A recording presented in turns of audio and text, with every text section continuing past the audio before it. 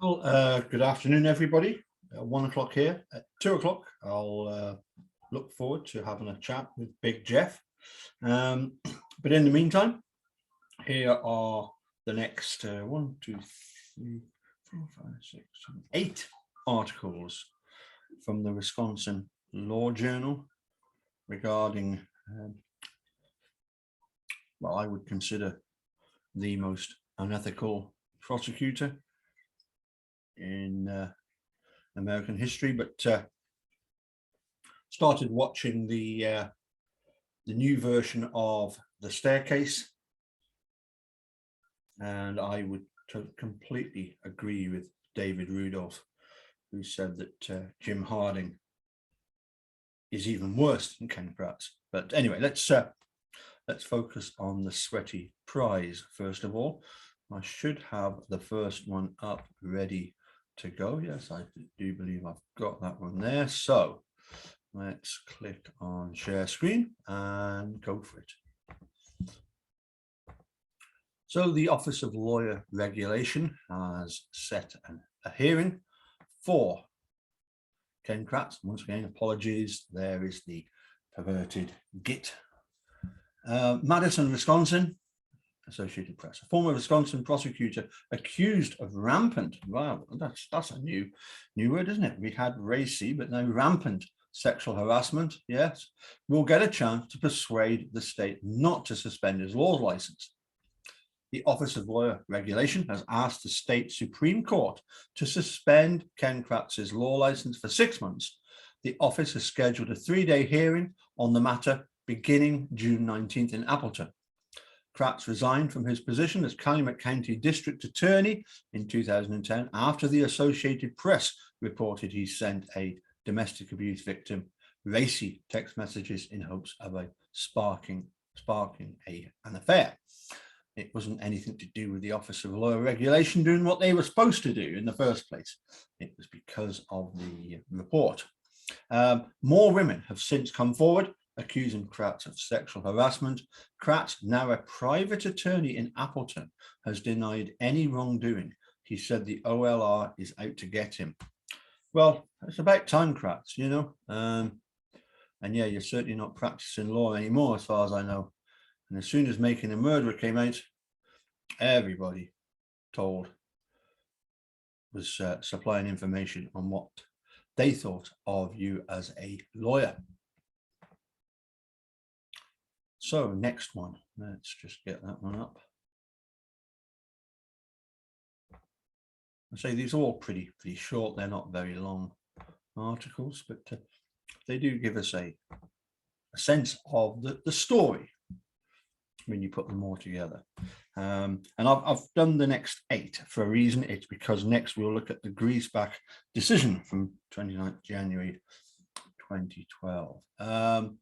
So former DA basis behind public official harassment bill in Assembly. And I suppose for me, what's interesting here is that, you know, whether it's he's suspended for 4 months or 6 months or 8 months or whatever, that really, for me, is not an important thing. Apparently, there is a huge difference between getting, say, 4 months and 6 months, but it's the fact that they've even got a Ken Kratz bill. This is good. This is embarrassing to him. This makes him really begin to realize what kind of person he is and has been. Madison, Wisconsin, Associated Press. Yes, this is March 15, 2012.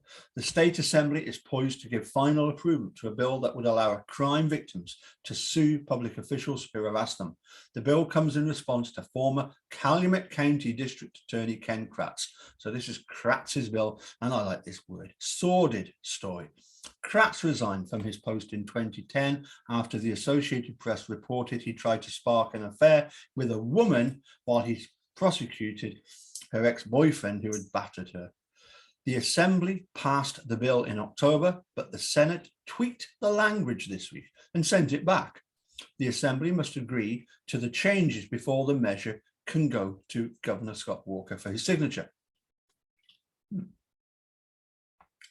The Assembly was scheduled to take up the bill during a floor session set to begin Thursday morning. And that's all she wrote on that one. So let's move swiftly on to the next one. So we'll go over here. So this is the third one.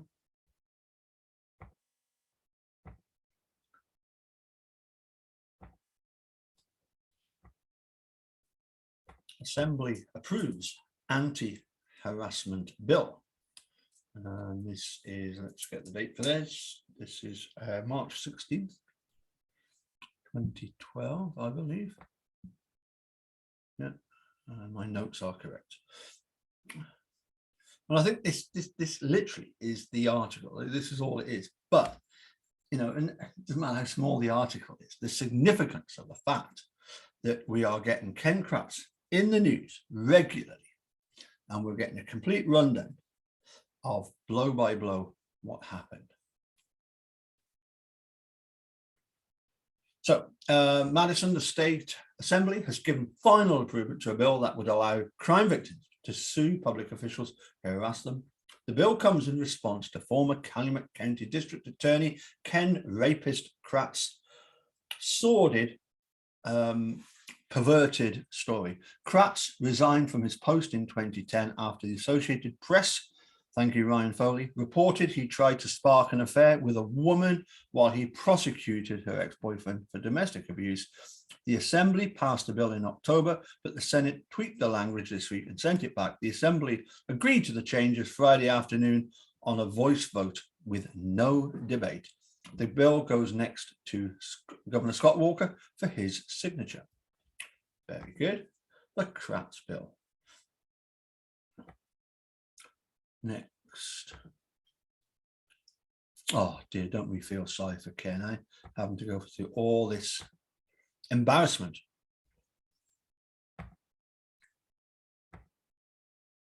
And there's the next one, just a bit of damage limitation. Kratz files for bankruptcy.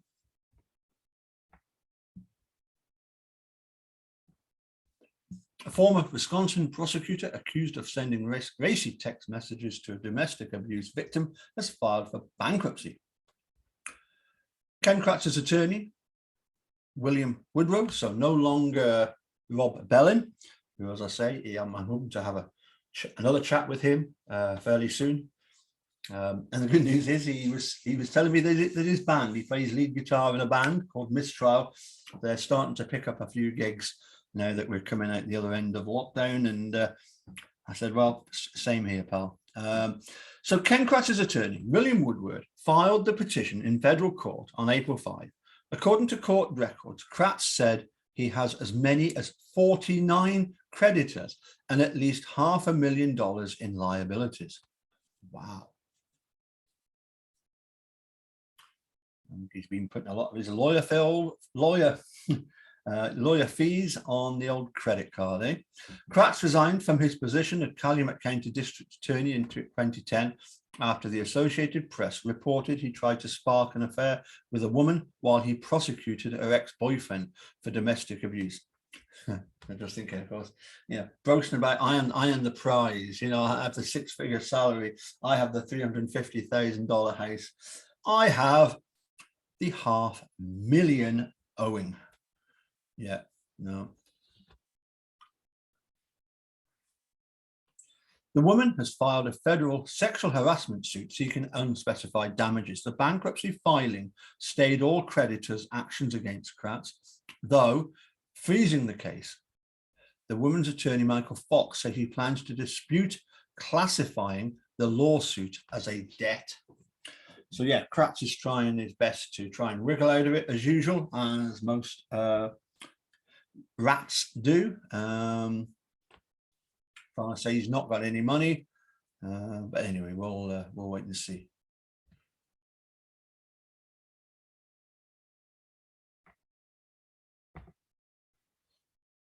Let's see what's next up. Let's do a little bit of this, a little bit of that. That one. This might sound a bit alarmist, but not really. It's you know, it's bizarre. It's like Kratz himself, you know, trying to put as many charges on Steve as he possibly could, because if one sticks, then that's good enough. Agency drops 3 counts against former DA Kratz, Madison, Wisconsin. The agency that oversees Wisconsin lawyers has dropped 3, that's obviously the Office of Lawyer Regulation, has dropped 3 misconduct counts against a former prosecutor accused of sexual harassment. The Office of Lawyer Regulation has filed 11 misconduct counts against Ken Kratz. He could lose his law license for 6 months. OLR attorney Tom Basting told case referee Robert E. Kinney on Thursday the department won't pursue a count accusing Kratz of creating a conflict of interest by pursuing a relationship with a woman while he was prosecuting her ex-boyfriend for domestic abuse. Okay. The agency also won't pursue 2 counts accusing Kratz of soliciting another woman seeking his help for a pardon. Kratz has argued he removed himself from the domestic abuse prosecution and the woman seeking a pardon lied. A hearing on the remaining counts is set for Tuesday. Did I say Thursday? Tuesday. And that's going back to June 24th, 2012. So let's have a look at the next one. Yeah, this is good. This is getting really good now. This is what we want to see. Kratz finally realizing his goose is cooked. Former rapist DA pleads no contest to ethics violations. This is June 15th, 2012. Once again, Madison, Wisconsin. A former Wisconsin prosecutor accused of rampant sexual harassment agreed Friday to plead no contest to 6 ethics violations, moving his sordid case closer to a resolution. The OLR filed a complaint against former Calumet County District Attorney Ken rapist Kratz in November, alleging 11 breaches of state Supreme Court attorney conduct rules. The office accused him of soliciting a domestic abuse victim through a barrage of sleazy text messages, forcing a woman he prosecuted to have sex with him and making sexual remarks to a number of other women.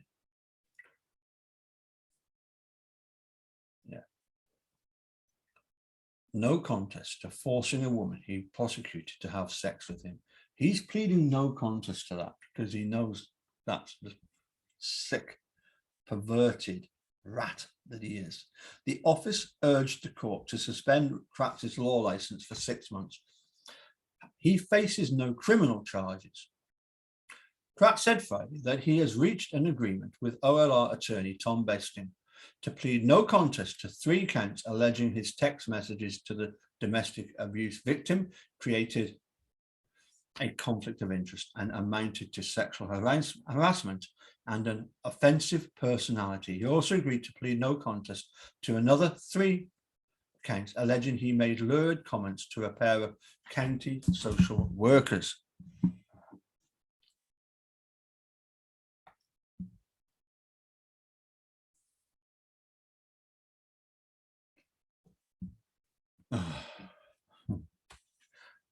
We have to listen to your words, Kratz. Can we believe a single word you ever say? I'm doing everything within my power to put this ordeal behind me, Kratz said in a statement. In turn, Basting dropped 2 counts accusing Kratz of engaging in offensive personality and sexually harassing the woman he prosecuted. The attorney earlier dropped another count accusing Kratz of violating a state law mandating crime victims be treated with respect, as well as 2 counts accusing him of sexually harassing a law school graduate who sought his help with a pardon for a drug conviction. Basting said he didn't feel he could prove any of those 5 charges. The woman who accused Kratz of forcing her to have sex is in jail.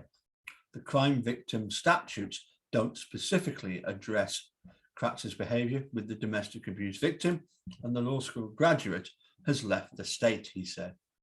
I could not have sustained the clear and convincing proof of burden, Basting said. Kratz has acknowledged that his texts to the domestic abuse victim were inappropriate, but maintains that the other women are lying and that the regulation office had no grounds to reopen the case against him that was closed 2 years ago.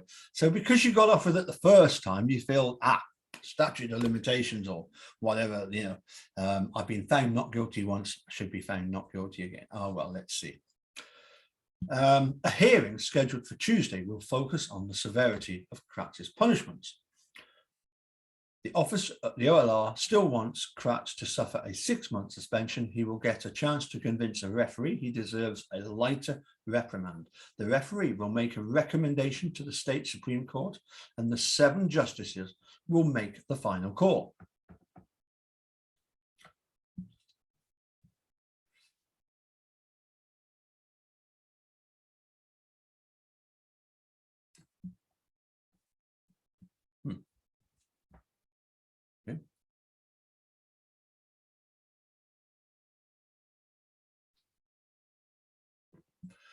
Kratz resigned from his $105,000 a year district attorney post in October 2010 after the AP reported he sent 30 text messages to Stephanie Van Groll in 2009 trying to spark a relationship while he was prosecuting her ex-boyfriend. Kratz, then 50, the woman was 25 or 26, half your age, called the woman a hot nymph and touted himself as the prize. The prize. I'm the prize.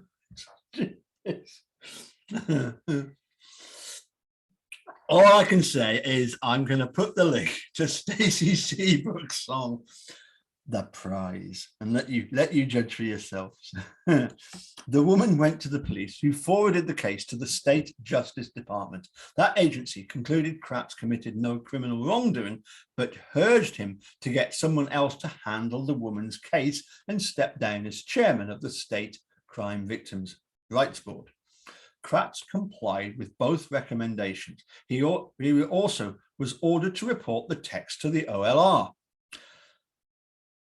However, I don't think he actually reported the full actual what had been sent. He put his own spin on what he had sent.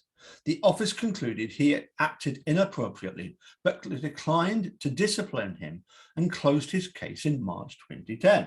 It reopened the case in September 2010, bowing to intense public pressure in the wake of the Associated Press's stories. More women started coming forward with allegations. The Justice Department reviewed their complaints, but again found Kratz committed no criminal acts. But the OLR still brought the ethics charges against him, though, and the domestic abuse victim has filed a federal harassment lawsuit against him. 2 months ago, he filed for bankruptcy. Oh dear, what a shame, okay? It's not fair how they're treating you, is it, eh? They're just bullying you. Never mind.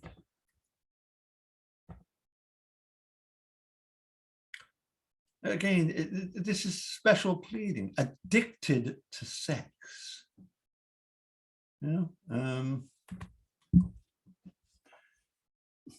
Just bizarre. And the fact that he's trying to say that he was somehow this reformed character. Appleton, Wisconsin, Associated Press, a former Ken Kratz, accused of rampant sexual harassment, says he was addicted to sex and prescription drugs.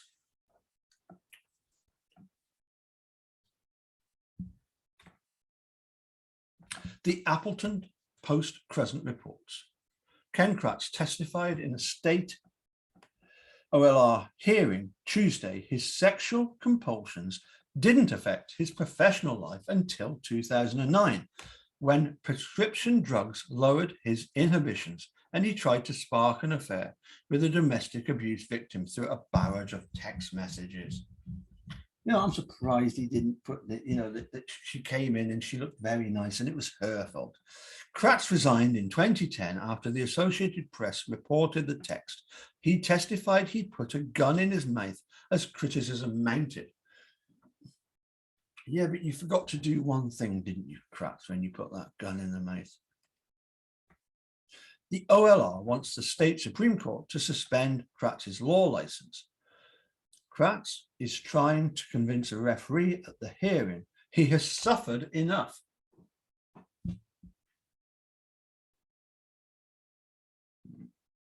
That's Mr. Kenning that we're on about. Anyway, one more to go. Final one. I say, what now? 40 minutes, hopefully.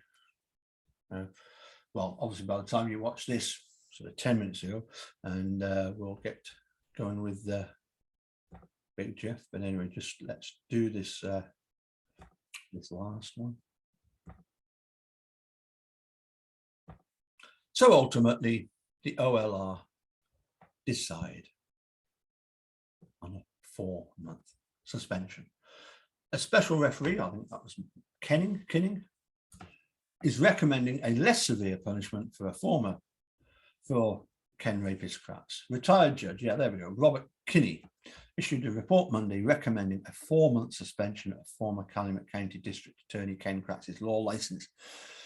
Now, here's an interesting thing. You can get all sorts of documents. You can get all sorts. But see, trying to get this report by Robert Kinney, I have never managed to get it yet through the internet. And I've spoken to obviously Travis Wilkinson, Texas 2 counties, and he said, get Robert Kinney's report. Luckily, elements of it are included in the decision by, bizarrely of all people, William Greaseback, Mike G's older brother, who is a judge. But yeah, I've been able to get hold of that report. I don't suppose it's that important, but it would be interesting to see why Robert Kinney thought that 4 months rather than 6 months. And I can't remember the exact differential as to, what difference the 4 months meant and as opposed to the 6 months. But I suspect there was a reason for recommending the 4 months rather than the 6. Anyway. Here we go. Okay, the Wisconsin Office of Lawyer Regulation is seeking a 6-month suspension of rapist Kratz's law license for sending the messages, seeking a relationship, but the prize is seeking just a formal reprimand. But Kinney noted other license suspensions of 6 months or more involve more serious conduct, and that Kratz is unlikely to reoffend. Well, he can't reoffend as a DA, yes, but Kratz contends he's suffered enough and deserves a chance to rebuild his career. No, Kratz, if you're looking for special pleading, you ain't going to get any sympathy whatsoever from the making a murder community.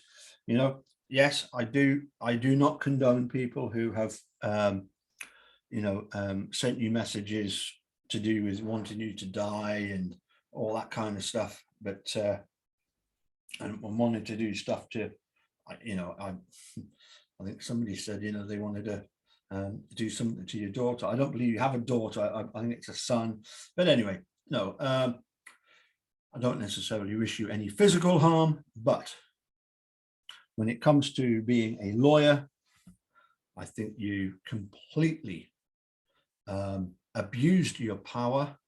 I think you're a despicable person. The worst part of it, though, was the fact that you then decided, once Making a Murderer came out, to write a book trying to defend what you'd done, which is absolutely full of garbage. Well, don't get Dr. Silkman started on Ken Kratz. That's all I can say. He suffered enough and deserves a chance to rebuild his career. No. The report follows a hearing held last month. The Wisconsin Supreme Court will decide what punishment, if any, is appropriate. Okay, so let's leave it there. It's always sort of good to get these sort of articles in chronological order, and you can see where the, you know, the sort of the case is leading. Like I said, very much a case of, similar to Steve, the to begin with, the you know, they didn't want to do anything with Ken Kratz. It was only once pressure was brought on them. I mean, you get the same sense in Steve's case. He filed this $36 million lawsuit. Had that continued, and bizarrely, we don't know why the depositions of Kusurek and Vogel were dropped. That there was no need to do that. There absolutely no need. But you know, they suddenly they've stopped. I mean, his civil lawsuit dropped from 36 million to 400,000, but he still got 400,000 for it. But anyway, that was something that even Laura Ricciardi mentioned to Steve in a phone call in, I think it was January of 2006. You'll get a load and load of phone calls between Steve and various people. I think on both Foul Play and I think also on Millville's channel. And one of them is a chat with Laura Ricciardi where he basically gets told off by Laura, why did you settle? You know, you should not have settled. Certainly not on the terms of accepting that the Sheriff's Department had, you know, were sort of being excused for what they did. Anyway, 35 minutes time, I'll have a chat with Jeff, but by the time I've posted this, will be almost time to chat with Big Jeff. Anyway, catch you all soon. Take care. Bye for now.